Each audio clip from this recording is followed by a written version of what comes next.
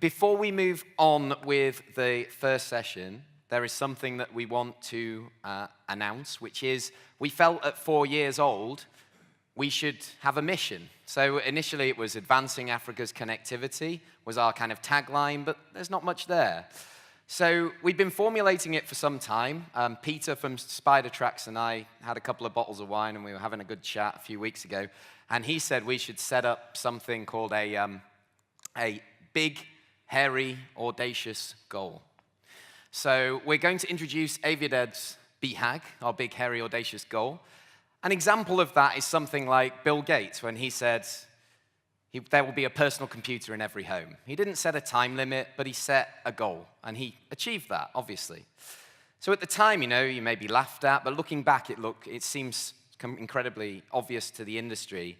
So what I wanted to do was provide some new numbers, a new benchmark that we can refer to on a monthly, quarterly, annual basis to see what progress is being made. So put simply, our mission is to connect the largest airport in each African country with one another. And what we've done is we have enlisted the help of Martin Jansen van Vuren, who is here, Martin, over here, from Futureneer Advisors, and also Becca and John from Midas Aviation, who work with OAG data, and we have come up with some numbers for you, and those numbers are here. Currently, of those potential markets, only 33.7% of those pairs are served. So what that leaves is $19 billion in untapped annual revenue if you were to connect those, and an entire market of $28.7 billion. So that is what we want to do. That is what we want to aim for. We are accountable to this as an industry, and we will be checking this. The numbers don't lie. And reporting back on that progress. Is that number growing? We're not expecting 100% anytime soon. We know that there's so many things that come into this, of course, that we talk about when it comes to route development. There has to be demand. But we absolutely want to have something that we can hang our hat on. So that staggeringly large number sets the scene really nicely for the first panel discussion of this year's conference. So if you could join me in inviting my panelists for the first session, Raphael Kuuchi from IATA, Chris Zweigenthal from ASA, and Gaoussou Konate from AFRAA. If you could join me on the stage, please, and welcome to the stage.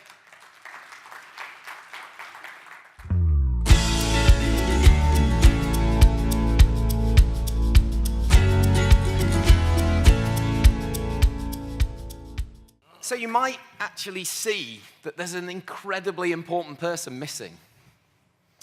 And as well as Poppy, of course, we have Atto Germer. Atto Germer is like a father figure to many of us here, myself included. He's been to every single AviaDev. And he was there when we formulated the idea at an event in Addis in 2015. So he's not missed one. And I wanted to make sure that he doesn't miss this one either. I'm sorry that I'm not in beautiful Cape Town to be with you in this meeting. Unfortunately, I have been called to do something else. And this is the first AviaDev conference that I am missing. Today, this morning, I know you will be discussing a lot about Saturn. As you all know, the Single African Air Transport Market, which is a flagship project of the African Union, Agenda 2063, is taking shape. 28 states have already made solemn commitment to implement Saturn. Equatorial Guinea, Morocco, and Guinea-Bissau will soon join in. Mighty Nigeria has already signed the MOI, Memorandum of Implementation, and joined the many Saturn member countries in force. Since I believe Ato Tafarra Makonnen, the Secretary General of AFCAC, is taking part in AviaDev, I will leave it to him to provide the status of Saturn. SATM implementation during his presentation. We are indeed lucky that we have Mr. Tafarra taking up his position at this crucial stage for African liberalization under his able guidance. I am sure Africa will achieve a high degree of implementation of SATM. My colleagues, I have some challenges for each one of you. To CEOs of airlines, I believe you are made CEOs to take your airlines forward, not to keep a status quo. And to move forward, you have to grow. You can only grow if you are in a free market. If you are limited to small markets, you may sustain yourself for some time, but you will not be able to grow your airline. Therefore, the challenge for you is to open your mind and see the advantages of joining a bigger market than to limit yourself into a small protected market. As CEOs, you have the responsibility to your country, to your airline, and to your people. Growth is the only thing that can help everybody grow. So to me, airline CEOs would have to look beyond tomorrow and enter a free market and compete in a free market. And that will allow you to grow. To civil aviation officials, my challenge is your responsibility is to your nation. Your responsibility is to keep aviation industry in your country safe and secure. Even though there is some degree of protectionism everywhere, I believe your major duty is to make sure that your country enjoys the advantages of connectivity. Connectivity brings prosperity. Connectivity allows people to trade. Connectivity allows tourists to come to your country. This is a bigger responsibility that you have, more than protecting a small airline that will not be able to take you anywhere. I believe you will help the airline to grow much better by liberalizing than closing the markets. Your responsibility is to the nation and to Africa. And Africa can only grow if it improves the connectivity between African countries. As custodians of this, you have got to push your airlines to accept this. To AFRAA and other regional communities, I would say, according to AFRAA, I have something that I have seen. AFRAA has established that nearly 5 million passengers are denied the chance to travel between the intra-African market because of unnecessary restrictions on established air routes and services. Now, you are saying, AFRAA is saying, 5 million people are denied the opportunity of traveling within Africa. Why do you allow your members and the civil aviations of different countries to continue protecting their markets to the disadvantage of 5 million people who want to travel in Africa? So I believe SATM is there. It is not something that we can stop. And it is a better opportunity for airlines and for African countries, trade, tourism, job creation. I believe you should all work together to bring about full implementation of SATM in Africa. Thank you for listening. Okay, so strong words, he sets the scene, always captures everybody's attention. So unfortunately, Ato Tefera Makonnen, the new Secretary General of AFCAC, was taken into another meeting last minute, so he's not been able to join us. He sends his deepest apologies. We have the full communications coming through. But we have somebody with us who's very, very involved in this, very passionate about it. Everybody here, very much so. But somebody who's really involved in the day-to-day side of things from IATA's side. So Raphael, from your side, can you give us a bit of an overview of what your new role sort of entails and where we're up to embellish a little bit more on what Germa said as a sort of standing point? Okay. Thank you very much, and good morning, everyone. Now, my new role as Special Envoy on Aero-political affairs was created by IATA so that I could interface with African states, government officials, the regional economic communities, the African Union, as well as the aviation bodies on the continent, with a view to finding solutions to Africa's common problems, especially those related to safety, security, and unlocking the potential of the African air transport market. So that's what I am doing. I've been doing since July last year too.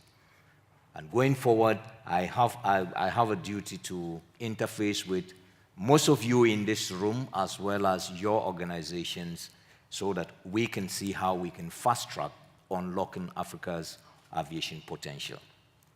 Now, to SATM. This is a very laudable project for Africa, and I think if there's anything that is here to help Africa realize its future dreams of building a strong, cohesive, integrated continent faster, it is air transport. The Single African Air Transport Market is an initiative by the African Union heads of states. And this program is intended to make Africa a one domestic market for African operators. That way, African airlines will have a bigger local market which can give them a similar competitive advantage of their counterparts coming from Europe. As you're all aware, Europe is one domestic market for European operators. We want to create an African domestic market so that from this background, our operators will have the opportunity to mobilize traffic into specific hubs and be able to compete more effectively. The continent has a population of nearly 1.3 billion people, but only 10% of the African population traveled by air. The question is, what happens to the 90% of our citizens? They are unable to travel by air for a number of reasons. Among them is the high cost of travel and the limited access to air connectivity on the continent. So the Single African Air Transport Market is intended to unlock this. So where are we today? Since its launch in January 2018 at the Heads of State Summit in Addis Ababa, we have today got 28 countries that have signed the solemn commitment. Of this, about 14 of them, half of them, have actually signed the Memorandum of Implementation, which Ato Grima mentioned here.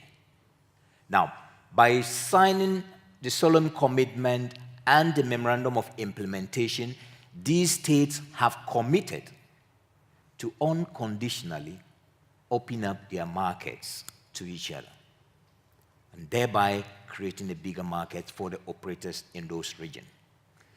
The African Civil Aviation Commission, together with the partner organizations and the regional economic communities, have over the last 1.5 years, developed and gotten adapted at the AU level the regulatory text necessary to guide the smooth implementation and execution of the single African air transport market.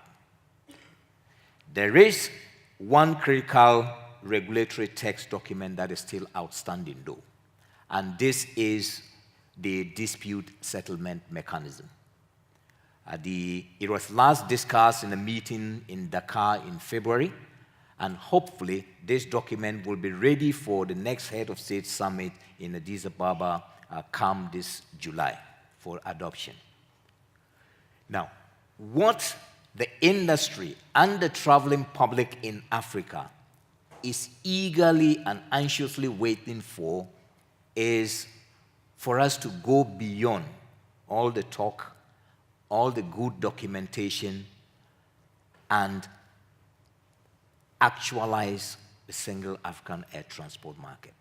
So for the states, the 28 states that have signed, we want to see very practical or very pragmatic steps of actually allowing airlines across Africa to be able to access their markets, and their own airlines be able to do the same in other markets across the continent. This way, we would create enough opportunity for our citizens.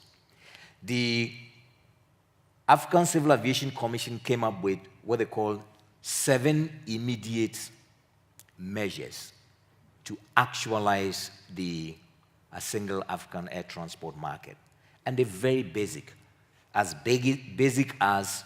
just domesticating the single African air transport market in your local regulations, communicating these regulations to the stakeholders and to other countries that have also signed, and ensuring that you set out clear criteria for how airlines can access your market.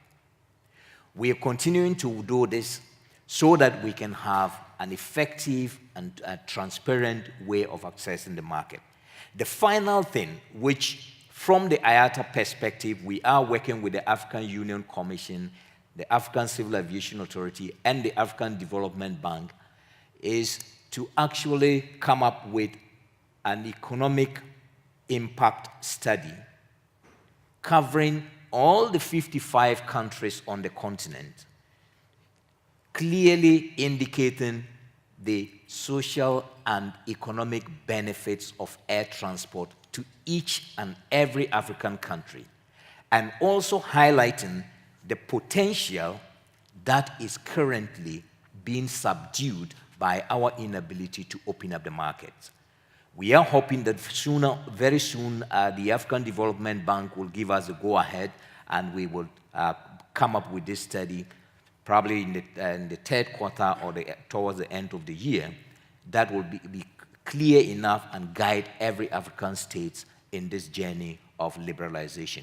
But ladies and gentlemen, my advice to all of us is that let us engage our governments and let them understand that aviation is beneficial for our countries, beneficial for business, beneficial for our people, and it will help boost our economic growth and create jobs for our teeming youth. Thank you. Amazing. So we're talking regulatory text, getting that side of it, and then proving the concept. So we're very aware of the 2014 Intervistas IATA report, which took 12 countries, 3 from the north, south, east, and west. And everybody here, I'm sure, has read it. It's available online, and you can check. And every single one of those 12 of the sample size proved incredibly positive. So I think we know the outcome of that. in terms of we can guess the outcome, but I understand that to do that, you know, I do understand that that process needs to work. So July is kind of a bit of a you know, the heads of state meeting. Let's hope we get that approved, and then we've got the regulation in, and it's just a case of continue to convince. But we massively appreciate all your efforts, Raphael, in traveling and talking and being so positive and so clear and being with us to tell us that. So Gaoussou, we're going to come to you now. So obviously AFRAA represents so many different airlines across Africa, and of course, therefore, carriers of different shapes and sizes, different ownership structures, different interests. So the challenge is, how do you represent all of those interests as a body? Can you respond to, obviously, Ato Girma's statement about the number that he got from AFRAA? But first of all, of course, give us an idea of how you see your role within the implementation of SATAM. And I'll just pass you this, because I know you have some slides to share with us. Just the green button. You can see them. Okay. Good morning, John, and thank you for the opportunity. Obviously, the Secretary General of AFRAA would have liked to be himself here addressing this forum. Unfortunately, for our reason, he could not make it, and here I am to try to put my view on what I think about SATAM.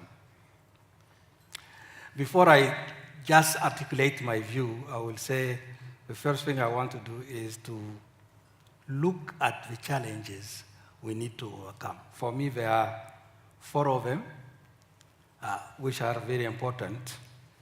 High fare, because that's the first one for me, and it's a tip of it. And then he mentioned it, Raphael, high cost, and the serious challenge to make air flight operation profitable in Africa. That also is a challenge. And the other thing is the lack of trade among African states. These are the 4 challenges we need to overcome. The good news is there are 3 opportunities we may seize to address these 4 challenges. They are regional integration, implementation of Africa Continent Free Trade Area, and SATAM. For me, I see SATAM as an opportunity, like Girma said.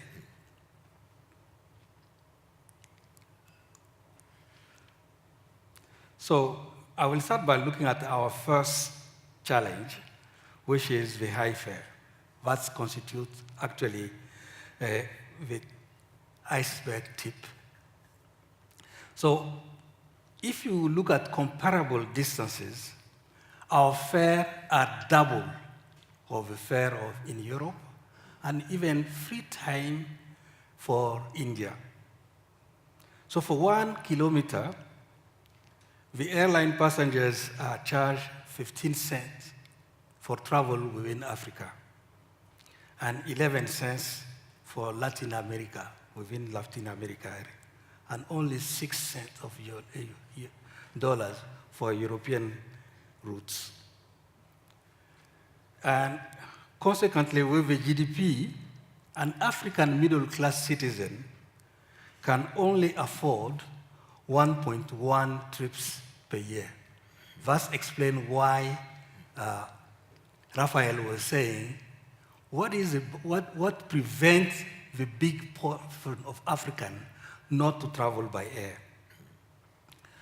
Compared to the counterpart of a middle-class citizen in our region, let's look at this number now. So the one in Latin America can actually travel 6 times compared to us, 1.1. Then if I put the other extreme in North America, the middle-class citizen can afford 33 trips per year. So this is why I'm saying we have this as a first challenge to overcome. So the situation is what now? We must engage all our stakeholders to address the fact that African citizen with the lowest GDP is the one who have to pay the highest fare to travel. So our second challenge is high cost. The IATA put this type of figures. I think it's interesting to know, but the higher part of the cost structure in an airline is fuel, and it accounts for 25%. The second one is also 25%. That one comes from the operating of the aeroplane. So you need first to have access to the aeroplane, acquisition, finance costs, plus maintenance. So that also accounts 25%. Now, for these areas, African airlines pay excessive costs for fuel, one.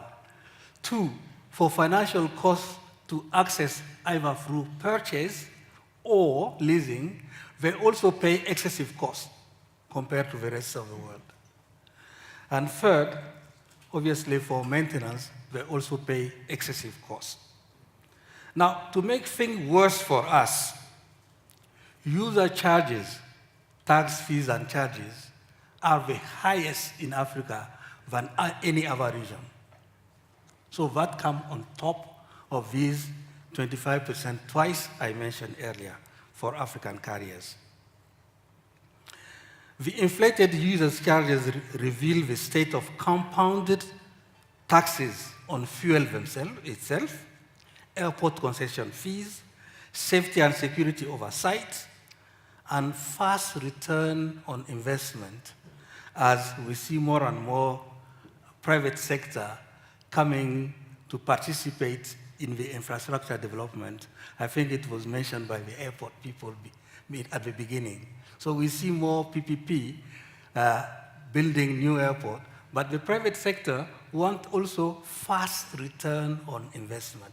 So obviously somebody have to pay the user of the airport.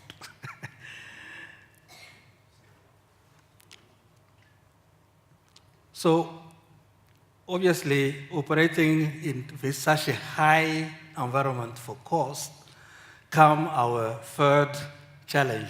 How do you make money when you are operating in such environment? And then obviously our fourth challenge being, how do you develop connectivity without trade? As you know, obviously traffic follow always trade.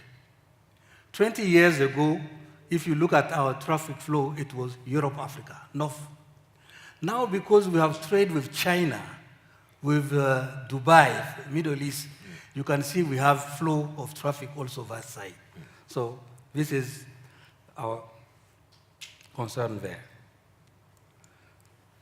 So the regional integration, I think what I can say about Mr. Moderator, we do have SATAM providing some fifth freedom there. I think it was also mentioned. What fifth freedom makes is it creates opportunity to compete. I think Girma mentioned it clearly. We need first to make our people compete on their own market, which I hope become domestic, as indicated by Raphael. And it is already happening. I'll give you just 2 examples. On the routes of Abidjan-Accra, because fifth freedom have been granted to, for example, to South African Airways, flying between Accra and Abidjan, you can see a decline of fare because the involved airline there, Air Cote d'Ivoire, South African Airways, Air Burkina, they all compete on that route, so they charge different fares. So that's what it does. The same thing happened again between Abidjan and Dakar, to that extent that one of the competitors with fifth freedom right decided to pull out of the market.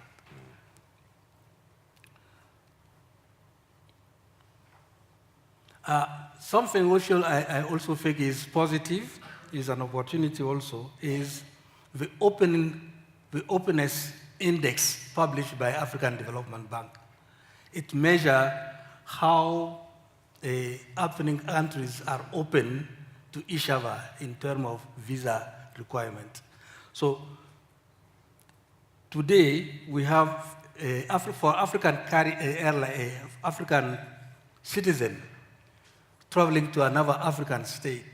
So they need visa for 21 states. It used to be not 21, sorry, it's not 21 states, it is 51% of the African state. It used to be 54% a year ago. So there is kind of opening there, which is for me an opportunity also.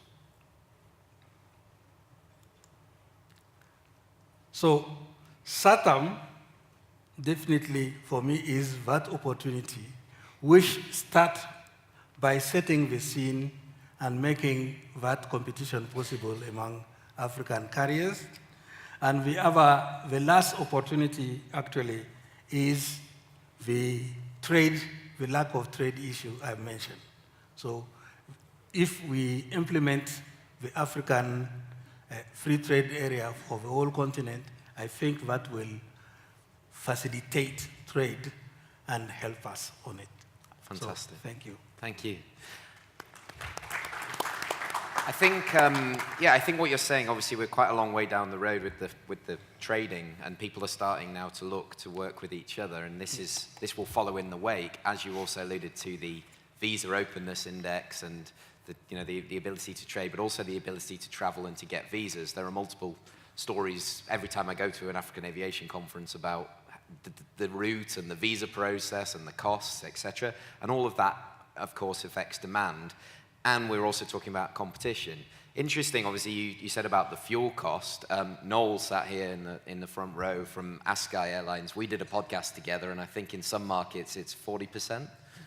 Yeah, 40% of your operating cost is fuel. So, it's something that needs addressing, and the airport operators as well looking at their charges, but if they don't have the demand, they've got to make the business work. And that's why there's a drive now for the smaller airports to also look at non-aeronautical revenues as a way to kind of make that work, but that's a separate question. So I want to come to you now, Chris. Very much the same question, because you've got members of different sizes and shapes and interests. How do you view it, and what are you guys doing to sort of oil the wheels, I suppose? Well, thank you, John, and good morning to everybody. I think I'd like to focus on from the title of your presentation, which is the practicalities of open sky. Absolutely. So we have a situation where I fully agree with the work that Raphael has been doing, and AFRAA and Abder and Gaoussou have been speaking about.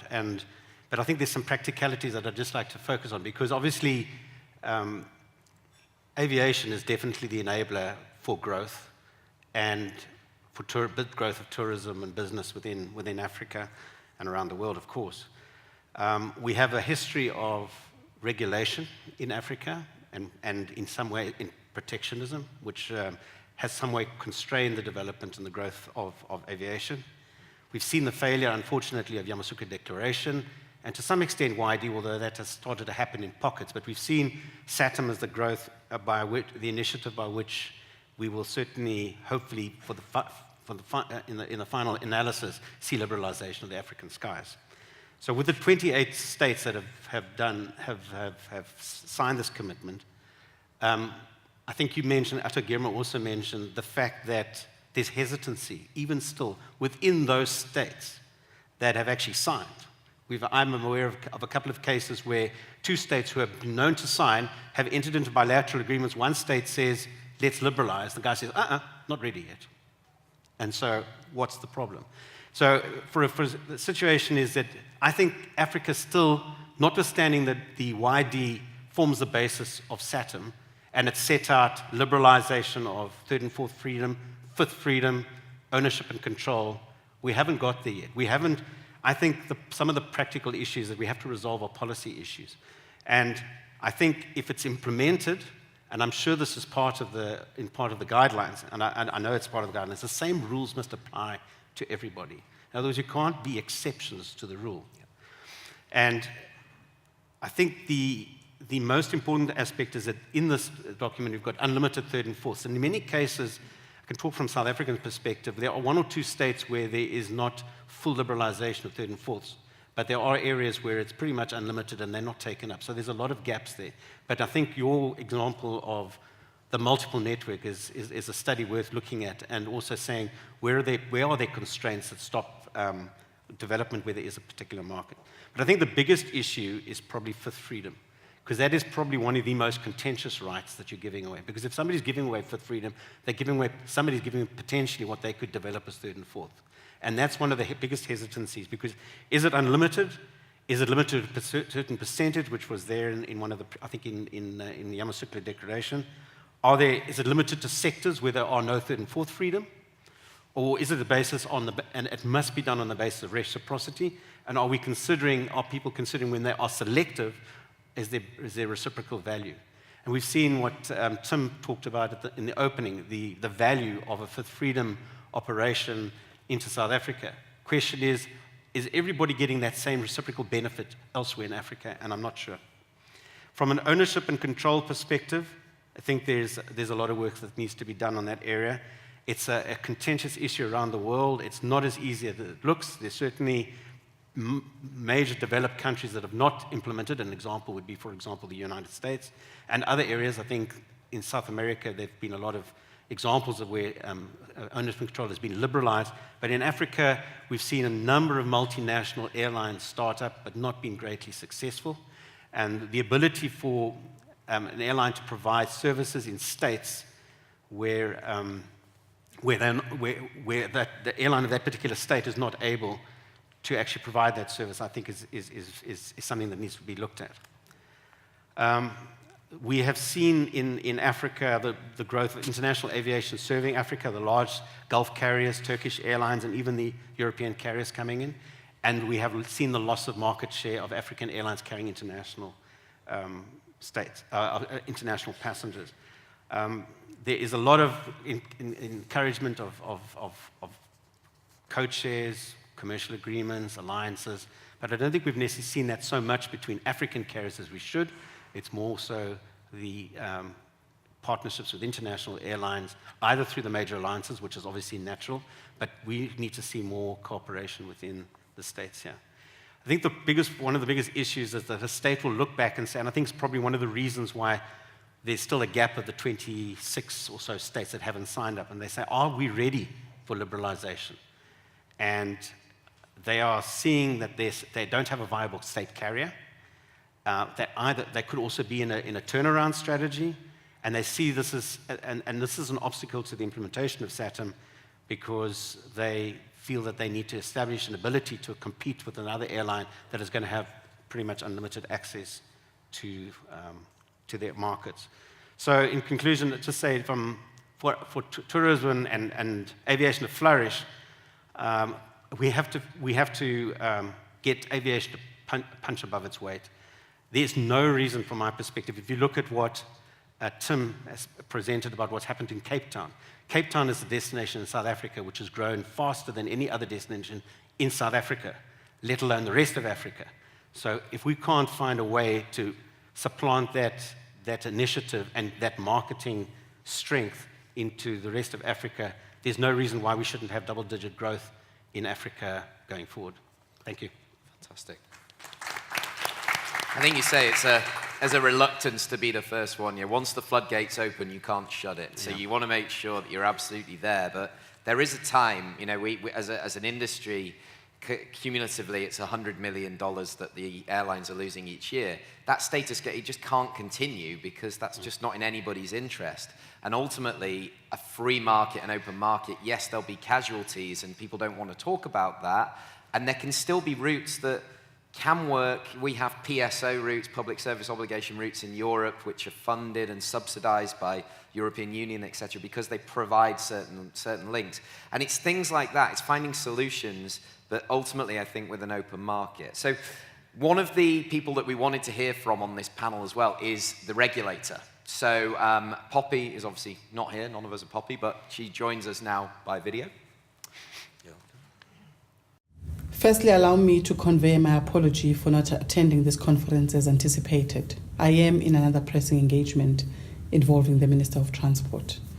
South Africa has signed up as one of the signatories to the Single African Air Transport Market, or SATAM in short, a treaty which was signed in January 2018, created to expedite the full implementation of the Yamoussoukro decision, and therefore we as the regulator join our government in support of the principle of open skies. Well, as regulators, we have to encourage our governments to invest in fast-tracking aviation activities in our states.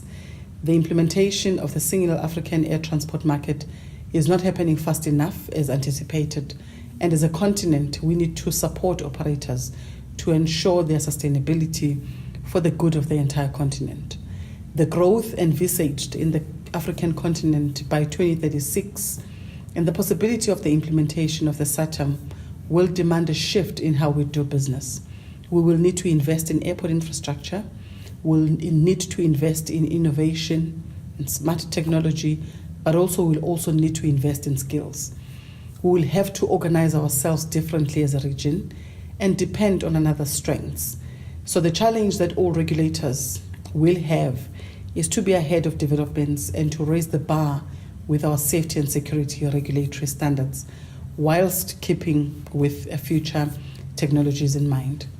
Our regulations should not stifle the effective and efficient ways of running business, and this is where innovation must be embraced by our regulators. As a way of demonstrating the point, in the near future, we will have the fastest aircraft operating, making it easy to arrive at our destinations within a shorter period of time. However, it will not help if our passengers are then trapped by overly long immigration processes. As we envisage our role as a regulator or as regulators, we cannot ignore the future shifting trends. Hence, we are inviting the industry to make the regulator part of the process when they embark on new innovations. Operators should in fact involve the regulator from the start so that we can move with them during the development phase to help smooth out the process. Regulators will need to adopt a flexible approach that is fit for purpose. Many lessons can in fact be learned from the remotely piloted aircraft systems evolution when we were literally caught off guard about this new technology in the civil airspace. So ladies and gentlemen, we must balance the open skies ideals with the need for regulatory compliance, which is, by the way, an ICAO requirement. Aviation safety and security will still remain critical, for there can be no open skies without the sustainability of the industry. Besides safety and security as part of sustainability, we also need to be mindful of the effects of aviation on the environment and to continue being part of the initiatives that will curb the effect of aviation emissions on the planet. South Africa has fully endorsed the carbon offsetting and reduction scheme for international aviation, which is called COSIA in short. We are implementing COSIA as required by ICAO, and together with the industry, we are making notable inroads in the implementation of the scheme. So collaboration is key if we are to grow the industry and ensure Open Skies decision becomes a success. We are implementing COSIA as required by ICAO, and together with the industry, we are making notable inroads in the implementation of the scheme.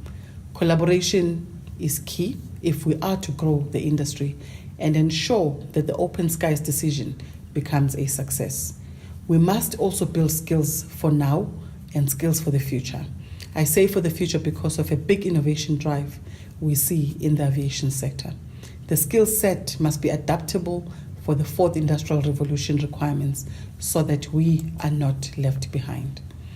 Regional collaboration is now critical, and we cannot just talk about it, but we need strong agencies at regional level who will coordinate African states to speak in one voice. This is where we look to the African Civil Aviation Commission to be strong, and we also look to regional economic blocks for the success of Open Skies.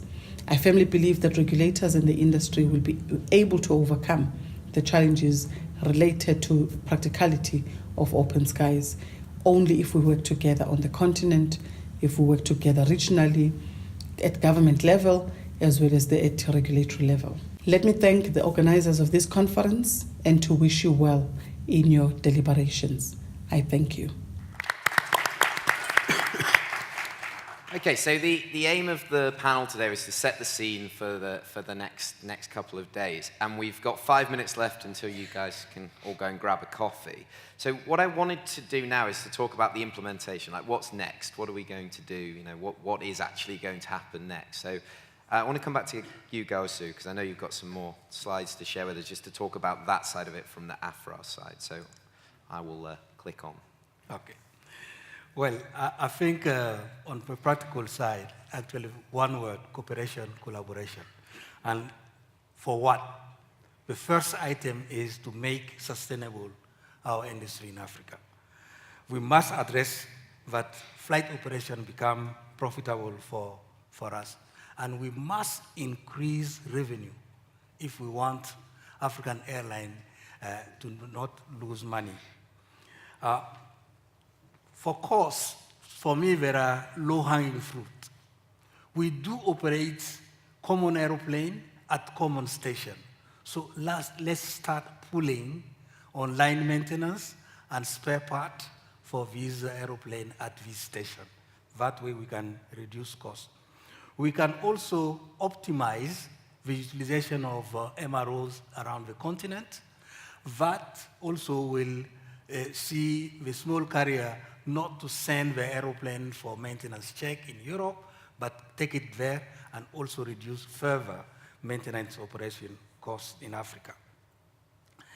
The reality is, when you look at the load factor of African carriers flight, we operate with 10 percentage points less than the world average. So there is room for improvement or for increased revenue.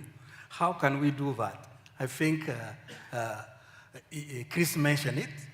More interlining, gets a special agreement for proration, and alliance among African carriers.